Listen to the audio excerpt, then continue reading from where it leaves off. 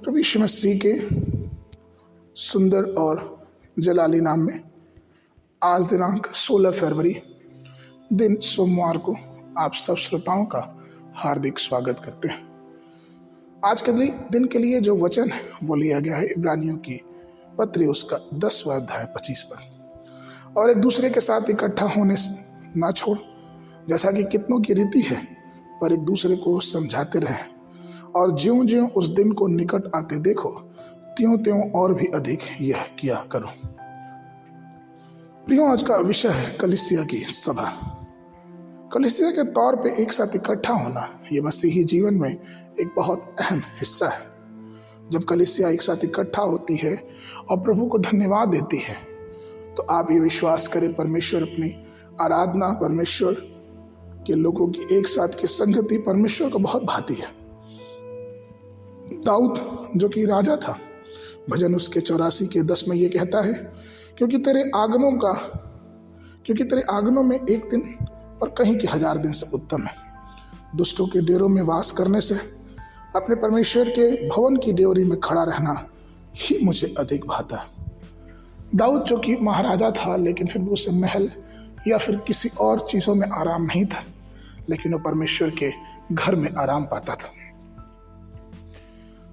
यदि हम बाइबल में देखें तो बात ये पाते हैं कि जितने भी परमेश्वर के भवन में आए, परमेश्वर ने उनके जीवन में कुछ ना कुछ आश्चर्य कर्म किया। सबसे पहला हन्ना, जिसके विषय में हम पहला सामुएल उसके पहले अध्याय में पढ़ते हैं, जिसने अपना हृदय खोलकर परमेश्वर के सन्मुख रखा, और चूंकि उसने परमेश्वर के सन्मुख अपनी सारी बातों को रखा, परमेश्वर ने उसकी गोद को भरा और परमेश्वर ने उसे एक पुत्र दिया जिसका नाम उसने सामुएल रखा।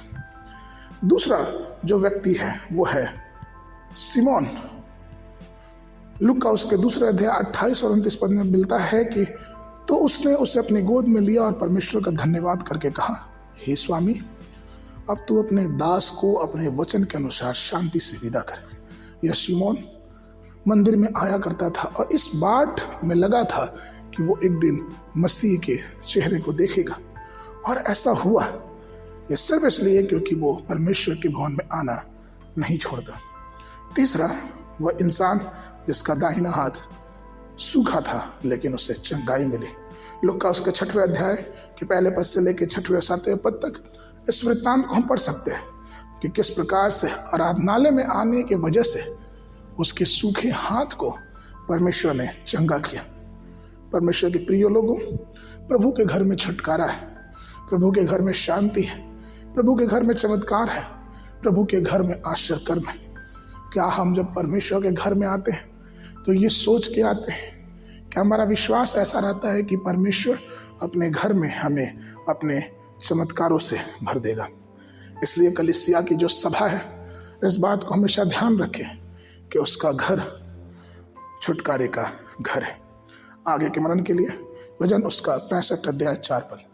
क्या ही धन्य है वो जिसको तू चुनकर अपने समीप आने देता है, कि वह तेरे आंगनों में वास करे। हम तेरे भवन के अर्थात तेरे पवित्र मंदिर के उत्तम उत्तम पदार्थों से तृप्त होंगे। बाइबल अध्ययन के लिए सुबह के समय लय व्यवस्था उसका 19-20 अध्याय, संध्या के समय मत्ती रचित सुसमाचार उसका 27 अध्याय, 51 पद से लेकर 66 पद तक। परमेश्वर आप सबको आशीष देवे, सबको